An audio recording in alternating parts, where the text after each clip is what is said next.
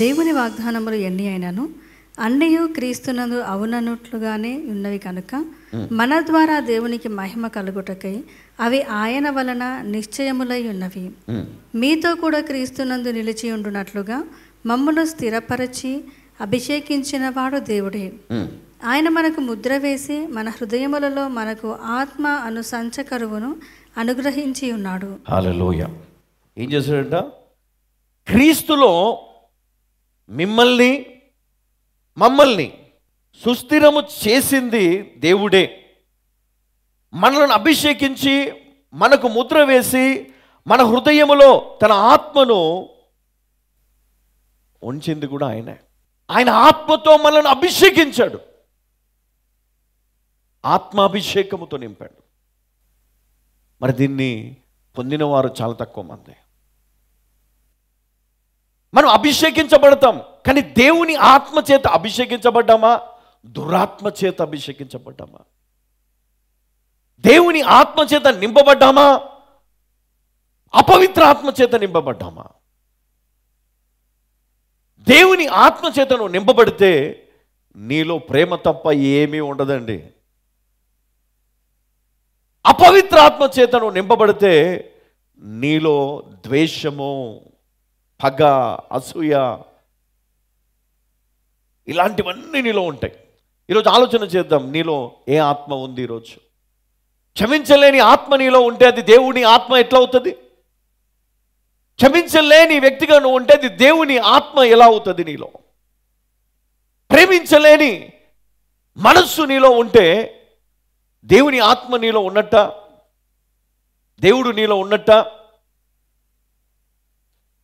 ఒకసారి ఆలోచన చేద్దాం. నేను దేవుని బిడ్డను అని చెప్పుకునేవారు, నేను దేవుని బిడ్డను అని చెప్పుకునేవారు నీలో ఉన్నటువంటి లక్షణాలను ఒకసారి నువ్వు ఆలోచన చేస్తూ నువ్వు ఒక పేపర్ పైన రాసుకో. నీలో ఏముందో, నీలో ఏ లోపం ఉందో ఒకసారి నువ్వు అడుగు. నీ ఇంటి వారిని అడుగు, నీ స్నేహితులను అడుగు, నీ యొక్క రక్త సంబంధాలను అడుగు. నీ జీవితంలో నువ్వు ఎలాంటి వాడవు, ఎలాంటి దానవో ఒకసారి అడగండి. చెప్తారు, నీకు ప్రేమ లేదు, నీకు తగ్గింపు లేదు, నీలో విశ్వాసము లేదు కదా. చాలా చెప్పుకుంటూ పోతారు. నువ్వు అప్పుడు ఏం చేయాలి? వాటన్నిటిని చూస్తూ మోకరించాలా, కన్నీళ్లు విడుస్తూ దేవుని సన్నిధిలో మొరపెట్టాల, గుండెలు బాదుకుంటూ, యేసయ్యా నువ్వు నా కొరకు మరణించి నాకు ఈ శుద్ధీకరణనిచ్చి, ప్రభా నువ్వు వాక్యముతో నన్ను ఉదక స్నానము చేయించి నన్ను పవిత్రపరిచి నీ ఆత్మతో అభిషేకించినా కూడా నాలో మార్పు రాలేదు ప్రభువా, నన్ను ఏం చేయు, మళ్ళీ పవిత్రపరచయ్యా, ఈ యొక్క అవకాశం నాకు ఇవ్వు అని మనం ప్రార్థించాలి, మొరపెట్టాలి. ఎందుకంటే క్రైస్తవుల్లో ఏమి లేదు అంటే క్రీస్తు లేడు. క్రైస్తవుల్లో క్రీస్తు లేడు. అందుకే వారి యొక్క ఆలోచన విధానము వేరు. ఈ మధ్యలో వారి ఇంట్లో కూడా దేవుడు లేడు, వారి హృదయంలోనే కాదు వారి ఇంటిలో కూడా క్రీస్తు లేడు. అందుకే దేవుడు మన జ్ఞాపకం చేస్తూ ఉన్నాడు. 2 దినవృత్తాంతములు 6వ అధ్యాయం 41వ వచనాన్ని ఒకసారి మనం చదువుకుందాం. నా దేవా యెహోవా, బలమునకు ఆధారమగు నీ మందసమును దృష్టించులేము, నీ విశ్రాంతి స్థలమందు ప్రవేశించుము. దేవా యెహోవా, నీ యాజకులు రక్షణ ధరించుకొందురుగాక, నీ భక్తులు నీ మేలును బట్టి సంతోషింతురుగాక.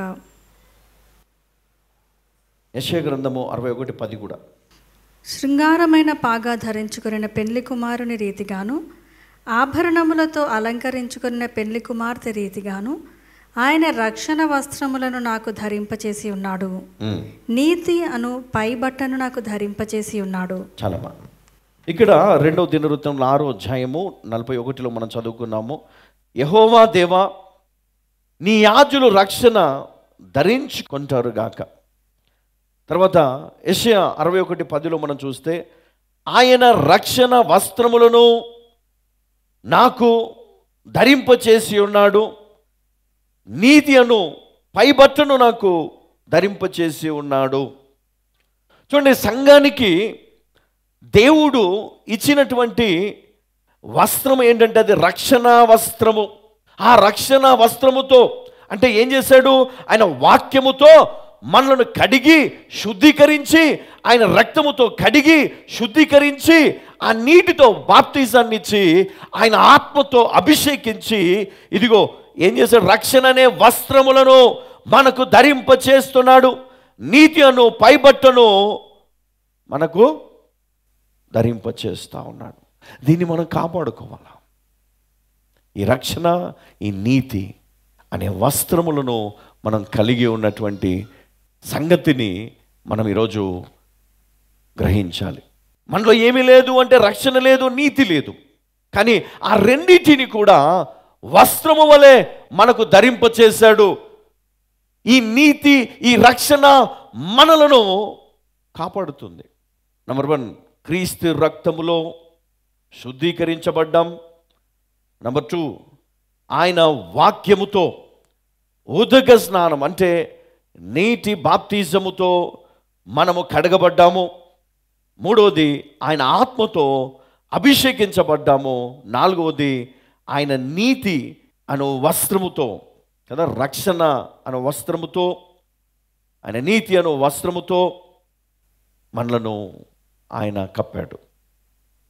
కాబట్టి దేవుడు మనకిచ్చినటువంటి ఈ కృపను మనము మర్చిపోవద్దు. దేవుడు మనకిచ్చినటువంటి ఈ ధన్యతను, ఇప్పుడు సాతానుడు నిన్ను మొత్తలను చూస్తాడు. నువ్వేం చెప్పాలా? దేవుని ఆత్మచేత అభిషేకించబడ్డ నేను ఎంత మాత్రము కూడా నేను నీకు లోబడను, నీ మాట లక్ష్య పెట్టను. చెప్పాలి, నువ్వు నన్ను ఏం చేయలేవు. దేవుని ఆత్మ నాలో ఉంది. దేవుని ఆత్మ చేత నేను అభిషేకించబడ్డాను. క్రీస్తు రక్తముతో కడగబడ్డాను. శుద్ధీకరణ పొందాను. దేవుని వాక్యముతో నేను కడగబడ్డాను. బాప్తిజము పొందాను. కాబట్టి నువ్వు లోకానికి భయపడాల్సిన అవసరం లేదు. అపవాదికి లోబడాల్సిన అవసరం లేదు. అపవాది చేత శోధింపబడాల్సిన అవసరం లేదు. అపవాది తంత్రములకు, అగ్ని బాణములకు నువ్వు భయపడాల్సిన అవసరం లేదు. వాడు వ్యాధిని కలుగజేస్తాడు, బాధను కలుగజేస్తాడు. శోధన చేత నీ ఇంటిలో ఉన్నటువంటి ఆ యొక్క ప్రేమను, ఆ యొక్క బంధాన్ని పాడు చేస్తాడు. అనుమానము రేపుతాడు, అహంకారాన్ని పెంచుతాడు. కాబట్టి క్రైస్తవులైనటువంటి మనము దేవుని పిల్లలమని, క్రీస్తు యేసులో సంపూర్ణముగా మనము ఆయనతో కూడా, ఆయనలో మనము ఉన్నామని మనం గ్రహించాలి. హల్లెలూయా.